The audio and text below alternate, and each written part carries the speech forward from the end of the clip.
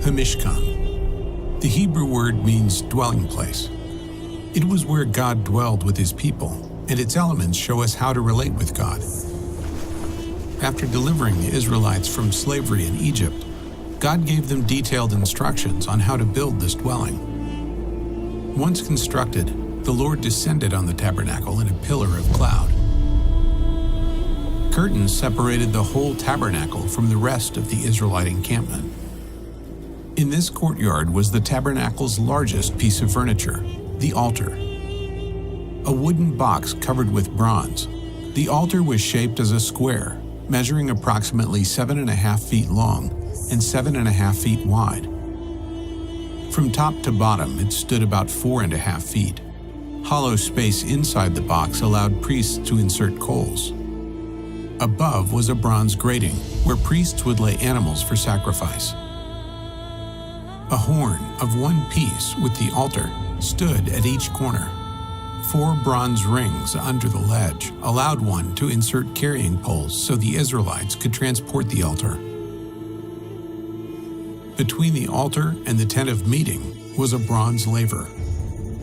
Priests had to cleanse their hands and feet here before offering sacrifices or entering the tent. Within the inner tent stood one of the most recognized elements of the whole tabernacle, the menorah, a lampstand with 3 branches that rose on each side to create a total of 7 lamps. This solid gold lampstand weighed about 75 pounds. Each lamp was a small cup that the priest would fill with oil to fuel the light.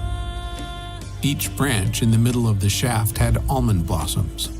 The menorah served a most practical purpose. It was the only source of light in the tent, an eternal light that was never to go out.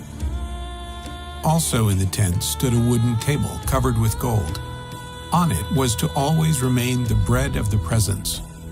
The bread of the presence symbolizes God's desire to be with his people. Incense was to burn continuously on the altar. God instructed the priests to replenish the incense every evening and morning. A curtain separated the holy place from the Holy of Holies. The menorah, the altar of incense, and the bread of the presence were all in the holy place, but outside this veil. Like the curtains covering the tent of meeting, this veil was blue, purple, and scarlet, with cherubim, a kind of angel. Beyond the veil, at the far end of the tabernacle, was the ark. The ark was a wooden box covered with gold. It was nearly 4 feet long. Its width and height were about 2 feet, 3 inches. Like the altar, the ark had rings and poles so the Israelites could carry it as they traveled. Within the ark were the 2 stone tablets on which God had written the 10 Commandments. Later, it contained a sample of manna and the rod that bloomed to reinforce Aaron's leadership. The mercy seat was the ark's lid and features prominently on Yom Kippur, or the Day of Atonement. At each end stood a cherub facing the other with its wings outspread.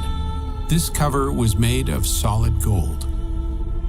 The priest would sprinkle the blood of the sacrifice on this mercy seat, symbolizing that the nation's sins were covered for another year. While only the high priest would see it, the mercy seat was the key symbol of atonement that God would forgive his people.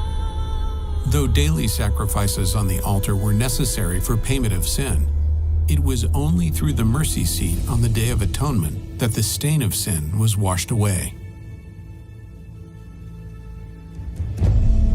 While priests had to make repeated sacrifices, one man offered a sacrifice to atone for sin once and for all. When Jesus, the Messiah, died, he sprinkled his own blood before God, securing atonement forever for all who would trust in him. Jesus cleanses us, makes us pure, and enables us to rightly approach the Lord. He tore the veil that kept distance between Israel and the Lord. God dwelled among the Israelites through a tent. Now, he dwells within his people through the Spirit.